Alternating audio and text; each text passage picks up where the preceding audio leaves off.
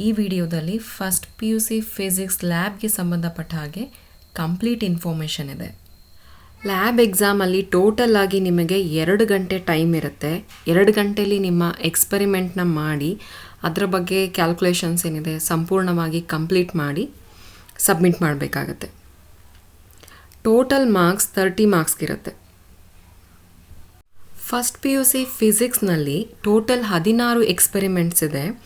ಅದರಲ್ಲಿ ಮಿನಿಮಮ್ 12 ಎಕ್ಸ್ಪೆರಿಮೆಂಟ್ಸ್ನ ಕಾಲೇಜಿಂದ ಕಂಪ್ಲೀಟ್ ಮಾಡಬೇಕಾಗತ್ತೆ. ನೀವು ಲ್ಯಾಬ್ ಎಕ್ಸಾಮ್ಗೆ ಪ್ರಿಪೇರ್ ಆಗುವಾಗ ನಿಮ್ಮ ಕಾಲೇಜಲ್ಲಿ ಯಾವ ಎಕ್ಸ್ಪೆರಿಮೆಂಟ್ಸ್ ಮಾಡಿದರೆ ಅದನ್ನು ಪ್ರಿಪೇರ್ ಆಗಿ.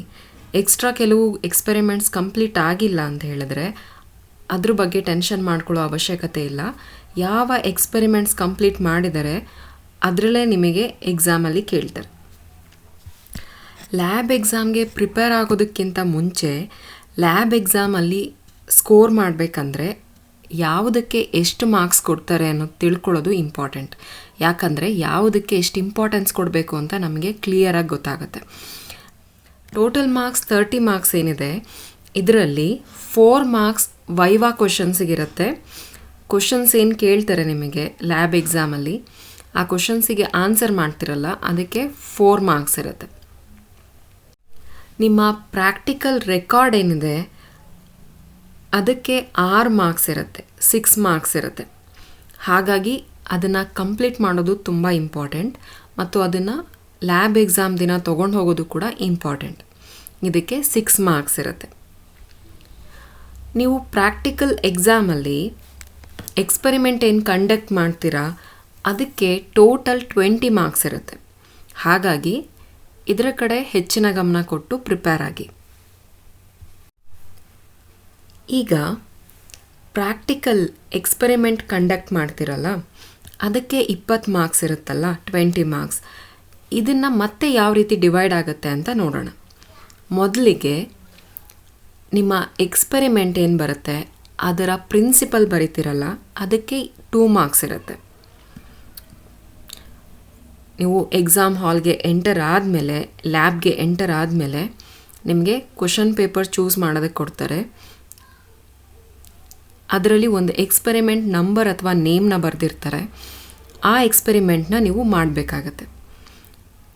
ನಿಮಗೆ ಯಾವ ಎಕ್ಸ್ಪೆರಿಮೆಂಟ್ ಸಿಗುತ್ತೆ ಎಕ್ಸಾಮಲ್ಲಿ ಅದರ ಪ್ರಿನ್ಸಿಪಲ್ನ ಮೊದಲು ಬರೀರಿ. ಅದಕ್ಕೆ 2 ಮಾರ್ಕ್ಸ್ ಇರುತ್ತೆ. ನೆಕ್ಸ್ಟ್ 2 ಮಾರ್ಕ್ಸ್ ನಮಗೆ ಫಾರ್ಮುಲಾನ ಬರೆದು ಫಾರ್ಮುಲಾದಲ್ಲಿರುವಂಥ ಟರ್ಮ್ಸ್ ಏನಿದೆ ಅದನ್ನು ಎಕ್ಸ್ಪ್ಲೈನ್ ಮಾಡೋದಕ್ಕೆ 2 ಮಾರ್ಕ್ಸ್ ಇರುತ್ತೆ. ಪ್ರಿನ್ಸಿಪಲ್ನ ಬರೆದ್ರೆ 2 ಮಾರ್ಕ್ಸ್ ಸಿಗುತ್ತೆ. ಅದಾದಮೇಲೆ ಫಾರ್ಮುಲಾ ಬರೆದು ಅದರ ಟರ್ಮ್ಸ್ನ ಎಕ್ಸ್ಪ್ಲೈನ್ ಮಾಡಿದಾಗ 2 ಮಾರ್ಕ್ಸ್ ಸಿಗುತ್ತೆ. ಅದಾದಮೇಲೆ ನೆಕ್ಸ್ಟ್ ಬರೋದು ಡಯಾಗ್ರಾಮ್ ಅಥವಾ ಸರ್ಕ್ಯೂಟ್ ಡಯಾಗ್ರಾಮ್ ಏನಿರುತ್ತೆ ಅದನ್ನು ಬರೀಬೇಕು ವಿತ್ ಲೇಬಲಿಂಗ್. ಕೆಲವು ಸಲ ಗ್ರಾಫ್ ಇರುತ್ತೆ, ಗ್ರಾಫ್ ಇದ್ದಾಗ ಗ್ರಾಫ್ನ ಬರೀಬೇಕು. ಇದಕ್ಕೆ 2 ಮಾರ್ಕ್ಸ್ ಇರುತ್ತೆ. ಇಲ್ಲಿ ನೆನ್ಪಿಟ್ಕೋಬೇಕಾಗಿದ್ದೇನೆಂದರೆ ಡಯಾಗ್ರಾಮ್ ಬರೆದ ಮೇಲೆ ಅಥವಾ ಗ್ರಾಫ್ ಪ್ಲಾಟ್ ಮಾಡಿದ್ಮೇಲೆ ಅಲ್ಲಿ ಲೇಬಲ್ ಮಾಡೋದನ್ನು ಮರಿಬಾರ್ದು. 4th ಒನ್ ಏನಂದರೆ ಟ್ಯಾಬ್ಯುಲರ್ ಕಾಲಮ್ ಅಥವಾ ಅಬ್ಸರ್ವೇಷನ್ ಪ್ಯಾಟರ್ನ್ ಏನಿರುತ್ತೆ ಇದನ್ನು ಬರೆಯೋದಕ್ಕೆ 2 ಮಾರ್ಕ್ಸ್ ಸಿಗತ್ತೆ. ನಾವು ಟ್ಯಾಬ್ಯುಲರ್ ಕಾಲಮ್ ಏನು ಹಾಕ್ತೀವಿ ಅದರಲ್ಲಿ ಅಬ್ಸರ್ವೇಷನ್ ಪ್ಯಾಟರ್ನ ಬರೆಯೋದಕ್ಕೆ ಏನು ನಿಮಗೆ ಕಾಲಮ್ಸ್ನ ನೀವು ಮೆನ್ಷನ್ ಮಾಡ್ತೀರಾ ಕಾಲಮ್ಸಲ್ಲಿ ನೇಮ್ನ, ಇದಕ್ಕೆ 2 ಮಾರ್ಕ್ಸ್ ಇರುತ್ತೆ. ಇದೆಲ್ಲ ನಾನು ಫಿಸಿಕ್ಸ್ ಸಬ್ಜೆಕ್ಟ್ಗೆ ಸಂಬಂಧಪಟ್ಟ ಹಾಗೆ ಎಕ್ಸ್ಪ್ಲೈನ್ ಮಾಡಿದ್ದೀನಿ. ಇದೇ ರೀತಿ ಬೇರೆ ಸಬ್ಜೆಕ್ಟ್ಸ್ನ ವೀಡಿಯೋಸ್ ಕೂಡ ಇದೆ, ಅದನ್ನು ವಾಚ್ ಮಾಡಿ.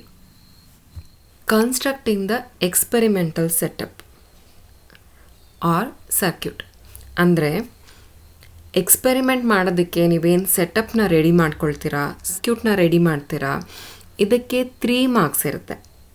ಇದಾದಮೇಲೆ ಎಕ್ಸ್ಪೆರಿಮೆಂಟ್ ಮಾಡೋದಕ್ಕೆ ಮತ್ತು ರೀಡಿಂಗ್ಸ್ನ ತಗೊಂಡು ಅದನ್ನು ಟ್ಯಾಬ್ಯುಲರ್ ಕಾಲಮ್ ಏನಿದೆ ಅದರಲ್ಲಿ ರೀಡಿಂಗ್ಸ್ನ ನಾವು ಎಂಟರ್ ಮಾಡೋದಕ್ಕೆ 4 ಮಾರ್ಕ್ಸ್ ಸಿಗುತ್ತೆ. ಎಕ್ಸ್ಪೆರಿಮೆಂಟ್ ಮಾಡೋದಕ್ಕೆ ಮತ್ತು ಅದರಿಂದ ರೀಡಿಂಗ್ಸ್ನ ನಾವು ತಗೊಂಡು ಟೇಬಲಲ್ಲಿ ಹಾಕ್ತೀವಲ್ಲ ಅದಕ್ಕೆ 4 ಮಾರ್ಕ್ಸ್ ಸಿಗುತ್ತೆ. ಅದಾದಮೇಲೆ ನೆಕ್ಸ್ಟು ವ್ಯಾಲ್ಯೂನ ಸಬ್ಸ್ಟಿಟ್ಯೂಟ್ ಮಾಡಿ ಕ್ಯಾಲ್ಕುಲೇಟ್ ಮಾಡೋದಕ್ಕೆ ಮತ್ತು ಗ್ರಾಫ್ನ ಪ್ಲಾಟ್ ಮಾಡಿ ಕ್ಯಾಲ್ಕುಲೇಟ್ ಮಾಡೋದಕ್ಕೆ 3 ಮಾರ್ಕ್ಸ್ ಇರುತ್ತೆ. ಅಟ್ಲೀಸ್ಟ್ 3 ರೀಡಿಂಗ್ಸ್ನ ತಗೊಳ್ಬೇಕು. ನೀವು ಗ್ರಾಫ್ನ ಪ್ಲಾಟ್ ಮಾಡೋದಿದ್ರೆ ಮಿನಿಮಮ್ 5 ರೀಡಿಂಗ್ಸ್ನ ತಗೊಳ್ಬೇಕು. ಆನ್ಸರ್ ಶೀಟಲ್ಲಿ ಥಿಯರಿ ಪಾರ್ಟ್ ಏನಿದೆ ಅದನ್ನು ಬರೆದಾದ್ಮೇಲೆ ನಿಮ್ಮ ಎಕ್ಸ್ಟರ್ನಲ್ ಅಥವಾ ಇಂಟರ್ನಲ್ ಇನ್ವಿಜಿಲೇಟರ್ ಏನಿರ್ತಾರೆ ಅವರಿಗೆ ಒಂದು ಸಲ ತೋರಿಸಿ. ಇದೇ ರೀತಿ ನಿಮ್ಮ ಎಕ್ಸ್ಪೆರಿಮೆಂಟಲ್ ಸೆಟಪ್ ಏನು ಮಾಡ್ತೀರಾ, ಸರ್ಕ್ಯೂಟ್ ಕನೆಕ್ಷನ್ ಇರ್ಬೋದು ಅಥವಾ ಸೆಟಪ್ ಏನು ಮಾಡ್ತೀರಾ, ಅದಾದಮೇಲೂ ಕೂಡ ಒಂದು ಸಲ ಇನ್ವಿಜಿಲೇಟರ್ನ ಕರೆದು ತೋರಿಸಿ ಅದನ್ನು. ಹಾಗೆಯೇ ನೀವು ರೀಡಿಂಗ್ಸ್ನ ತಗೊಳ್ಳುವಾಗ ಕೂಡ ನಿಮ್ಮ ಎಕ್ಸ್ಟರ್ನಲ್ ಅಥವಾ ಇಂಟರ್ನಲ್ ಇನ್ವಿಜಿಲೇಟರ್ನ ಕರೆದು ಈ ರೀತಿ ರೀಡಿಂಗ್ಸ್ ಬರ್ತಿದೆ ಅಂತ ತೋರಿಸಿ. ಕೊನೆಯಲ್ಲಿ ರಿಸಲ್ಟ್ ಅಂತ ಬರೆದು ನಿಮಗೆ ಫೈನಲಾಗಿ ಏನು ಆನ್ಸರ್ ಬಂದಿರತ್ತೆ ಕ್ಯಾಲ್ಕುಲೇಷನ್ ಮಾಡಿದ ಮೇಲೆ ಅದನ್ನು ಬರೀಬೇಕು. ರಿಸಲ್ಟ್ ಅಂತ ಬರೆದು ನಿಮ್ಮ ಕ್ಯಾಲ್ಕುಲೇಟ್ ಮಾಡಿ ಬಂದಿರೋಂಥ ಆನ್ಸರ್ನ ಬರೆದು ಅದರ ಮುಂದೆ ಅದರ SI ಯೂನಿಟ್ನ ಮೆನ್ಷನ್ ಮಾಡಬೇಕು. ಇದಕ್ಕೆ 2 ಮಾರ್ಕ್ಸ್ ಇರುತ್ತೆ. ಇದಿಷ್ಟು ಮಾಡಿದ್ರೆ ನಿಮಗೆ 20 ಮಾರ್ಕ್ಸ್ ಸಿಗುತ್ತೆ.